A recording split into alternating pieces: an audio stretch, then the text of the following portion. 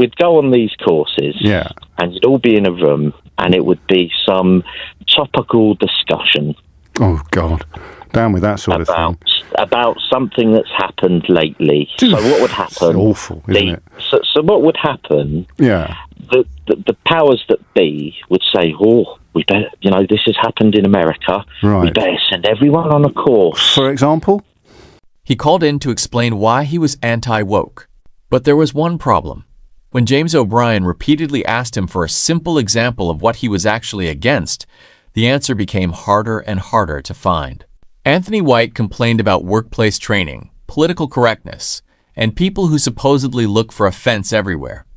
But every time James asked for specifics, Anthony seemed to move further away from giving a clear answer. Was Anthony exposing a genuine problem with modern workplace culture?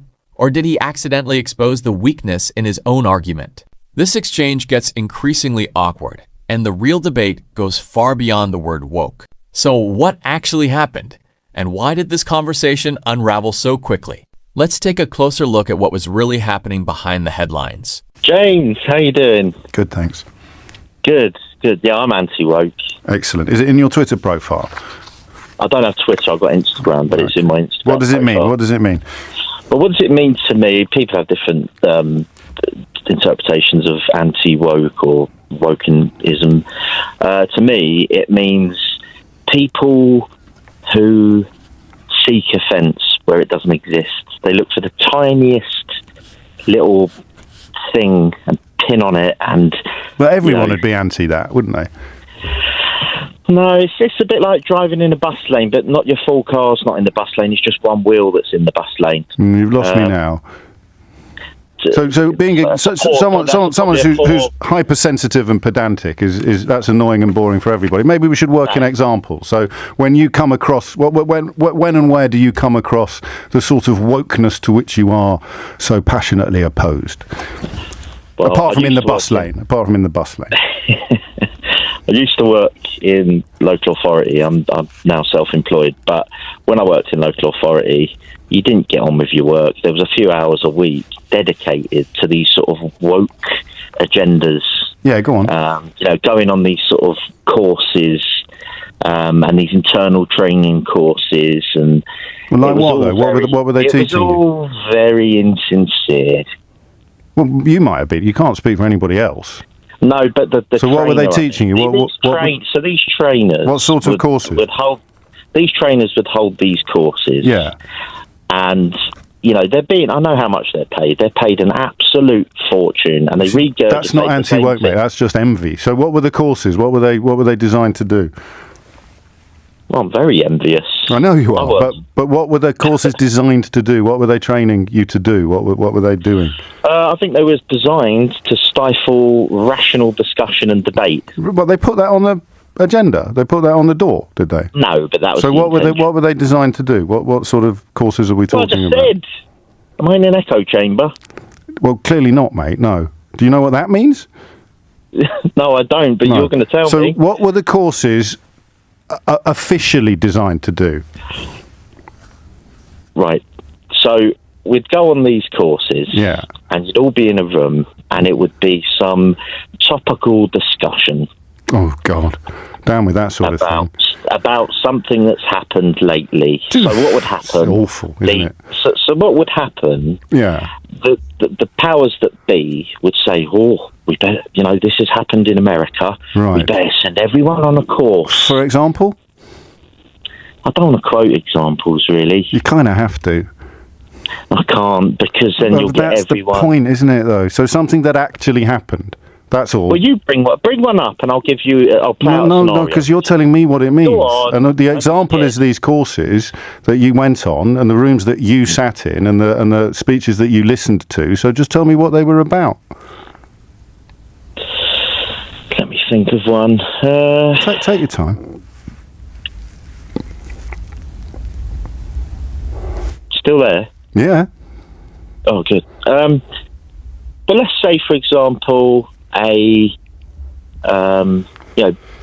preventing barriers to staff progression. So people from certain religions, cultures, races, etc. But you were going to give me an example of something that had happened in America. Yeah, so that's happened. No, I won't bring that up. I think. Well, why not? Why don't you bring that up? Because I think most of your listeners know what I'm referring to. I have not got a clue. Okay. So tell us.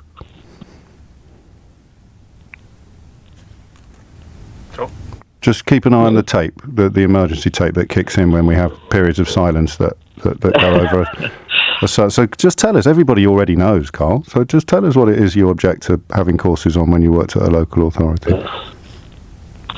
Well, I just think it's really insincere. Yeah, but we can't really know what that means until you tell us what it was, can you? So what was it, mate? Things I'm a bit scared to go down the rabbit hole. Just to be clear, you didn't. Just to be clear, you didn't ring in. You didn't ring in by accident, did you? No, of course not. No. So you rang in to answer a question about what I am anti-woke. You said. So what does that mean? And you said here are some examples, and I said just name one. And you said, what does it mean to you? So what does it mean to me? Yeah. It means to me people that actively seek offence where it doesn't exist. Yeah, so what were the courses? Well, various courses. Yeah, so just give me one example then. Well, preventing staff progression. People... What do you think that means? Well, just stop them progressing in their career. So they were teaching you how to stop progressing in your career? Not me, personally. I suspect you didn't need any lessons. No, I didn't. I went to work. I didn't go into work. So what were you taught? And be nice. Oh, so these were courses encouraging people to behave and be nice that you object to. That's what you mean by woke. That's what all my other callers have already said. I think we learn this when we grow up.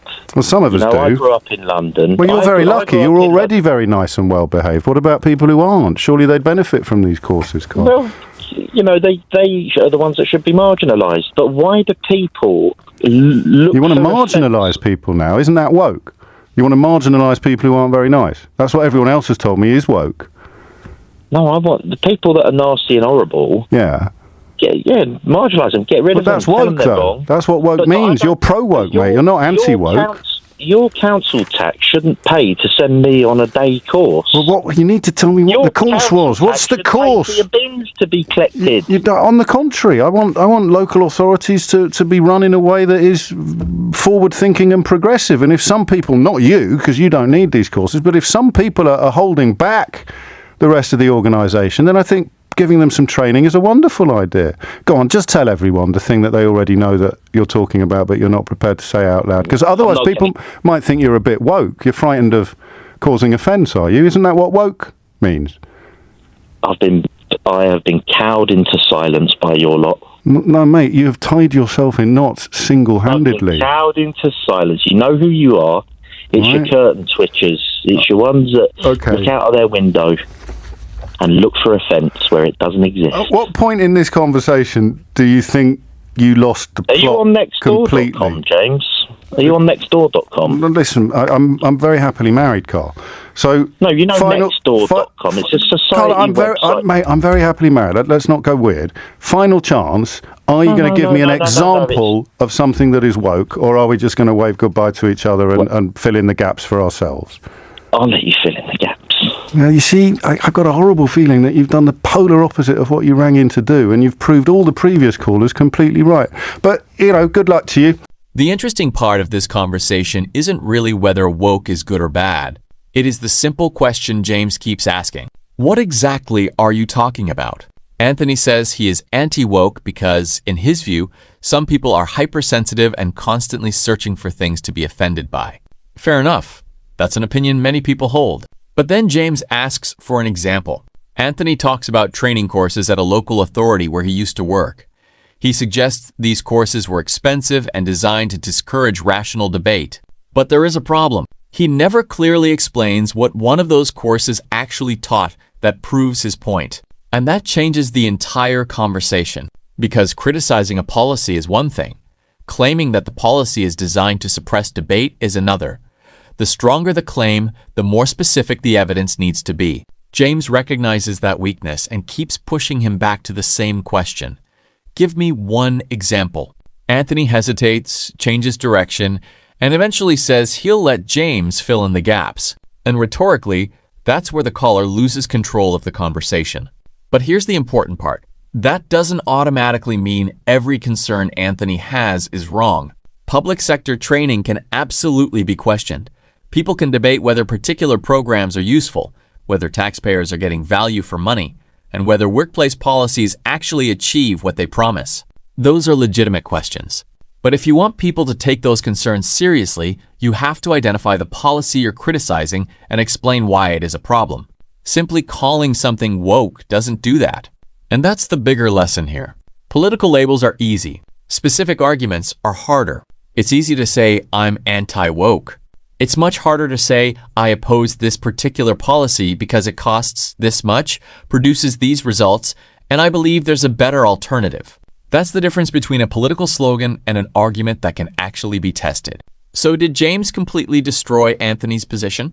Not necessarily. But Anthony certainly made it much harder to defend by failing to give the concrete example he was repeatedly asked for. And that's why this exchange is worth watching. Sometimes the most powerful question in politics isn't whose side are you on? It's simply, what exactly do you mean? What do you think? Did James expose a genuine weakness in Anthony's argument? Or was Anthony simply put under pressure and unable to explain his point properly? Let us know in the comments. And if you enjoyed the analysis, like the video and subscribe for more political commentary.